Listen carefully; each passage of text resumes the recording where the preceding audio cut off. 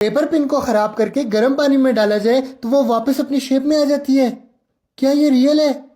तो चलो करते हैं ट्राई। ये आ गया वार्म वाटर और ये आ गई पेपर पिन्स। और मैंने काफी ज्यादा इस तरह की और भी वीडियोस देखी हैं जिसमें स्प्रिंग को यूं टेढ़ा टेढ़ा करके डालते हैं और वापस वो अपनी शेप में आ जाता है। ये हमने इसको टेढ़ा मेढ़ा कर दिया और अभी डालते हैं।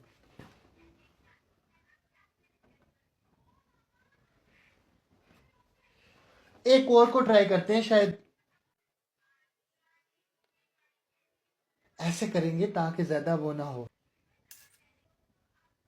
एक और को ट्राई करते हैं, शायद कि हमसे कोई गलती हो रही हो। इसको हम ज्यादा टेढ़ा नहीं करते, हल्का सा टेढ़ा करते हैं, जैसे ये इतना सही करते हैं और वापस देखते हैं अपनी शेप में आते हैं नहीं।